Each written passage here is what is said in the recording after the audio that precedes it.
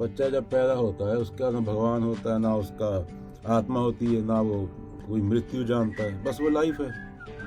बाद में उसके खोपड़ में चीज़ें डाली जाती हैं ज्योग्राफी के हिसाब से कि वो कहाँ पैदा हो गया, Malaysia, America, India, certain reason, उसके हिसाब से उसके अंदर खोपड़ में चीज़ें डाल दी जाती हैं। और पूरी ज़िंदगी वही चीज़ें टेप रिकॉर्डर की तरह रिपीट करता है, मेरे वाला अच्छा, तेरे वाला बुरा, नेशनैलिटी, फ्लैग, इसका धर्म वाले लोग, ये पॉलिटिशियन, ये लोग फ़ायदा उठाते हैं। सांस चल रही होती है, भगवान की जरूरत नहीं उसके लिए, कल्पना की जरूरत नहीं, दिल धड़क रहा होता है, कल्पना की जरूरत नहीं बच्चे का, उसको भगवान का पता नहीं होता, तो कोई लेबल लेके नहीं आते साथ में। तो ये तुम बाद में उसके खोपड़ में कहानियाँ डाल देते, जिन कहानियों से तुम्हारा कख भला नहीं हुआ, अपनी शक्ल जाके देखना शीशे में, बच्चे के खोपड़ में डाल देते हो। ये वायलेंस है। उसको कंपैरिजन सिखाते हो, कन्फ्लिक्ट सिखाते हो। इंसानी एक प्रजाति है जो एक दूसरे को बम मारती है खुद को सही साबित करने के लिए। वायलेंस इंसान ही कर सकता है, शेर वायलेंस नहीं करता। शेर एक हिरन का शिकार करेगा, खत्म। वैसे वो बुचड़खाने नहीं बनाता, एक दिन के 4 बिलियन जानवर नहीं मारता मुंह के स्वाद के लिए, उनको धक्के से पैदा करवाता है मुर्गों को। प्राकृतिक नहीं है वो। मुर्गे ने कभी खुली हवा में सांस ही नहीं ली, उसको टीके लगा लगा बड़ा कर दिया गया और तुम्हारे प्लेट पे आ गया वो। और शेर जो करता है शिकार, उसमें इंटेंशन नहीं होती, उसमें विचार नहीं होता। शेर न्यूक्लियर बम मारने की धमकी नहीं देगा, उसको जितनी भूख है वो बायोलॉजी है, वो खा नहीं सकता और कोई चीज़, मांस ही खाता है वो, उसमें वायलेंस नहीं है। पर तुम, इंटेंशन है तुम्हारी, तुम सोच के दूसरे को हर्ट करते हो। शेर सोचता नहीं, तो प्रकृति है। जैसे हड़ सोचता नहीं, हड़ को तुम अच्छा बुरा नहीं कह सकते। चाहे मंदिर है, मस्जिद है, गुरुद्वारा है, हड़ आया तो तीनों को भाग के ले जाएगा, और उसके अंदर जो लोग हैं उनको ही भाग के ले जाएगा। वो तुम्हारी पत्थर की इमारत की कोई कदर नहीं करती कुदरत। वो चाल आया, भूकंप आया, तो उसके पीछे इंटेंशन नहीं होती कि ये मेरे से अच्छा है, मैं उससे बुरा हूँ, ये धर्म वो धर्म। वो सारी बिल्डिंगों को हिला देगी, चाहे वो चर्च की हो, चाहे वो मंदिर की हो, या मस्जिद की हो, या गुरुद्वारे की। अगर थोड़ा जोर से है तो चूरा कर देगी बिल्डिंगों को, और जो उसके अंदर लोग बैठे हैं उनका भी कचुम्बर निकाल देगी। ये प्रकृति है, प्रकृति में वायलेंस नहीं होता। प्रकृति में चीज़ें होती हैं। ये बोलते बोलते भी अरबों खरबों ग्रह तबाह हो गए धरती जैसे, कोई वायलेंस नहीं है। अरबों खरबों नए बन गए। तो इंसान ये चीज़ें बनाता है। अगर भगवान ऐसा है कि तुम सबसे हाथ जड़वाना चाहते हो, पूजा करवाना चाहते हो, तो बीमार नहीं, वो बीमार है, ही उसको पागल खाने में डाल दो उठा के। अगर वो तुम्हारे हाथ जोड़ने से खुश होता है, उसके लिए भी खुशी का कंसेप्ट है, खुशी बल्कि तुम्हारी सोच है। अगर भगवान के पास भी ये सोच है तो भगवान नहीं है, तो उसको जेल में डाल देना चाहिए। अगर उसमें इतनी ताकत नहीं कि वो चीज़ें सही कर सके पृथ्वी पे जो इंसान ने तबाह कर दी, तो भगवान नहीं है।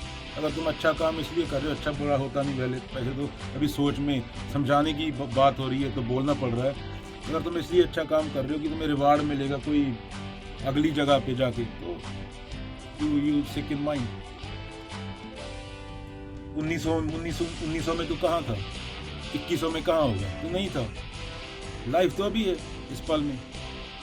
तो 10 साल आगे चला जाता है, 10 साल पीछे चला जाता है, क्या हुआ था। यही तो बुद्ध टक्करे मार के चलेंगे बुद्ध को भी, तुम समझे नहीं, तुमने उनकी मूर्तियां लगा दी। कोई भी आके तुम्हें फुद्दू बना के जाता है।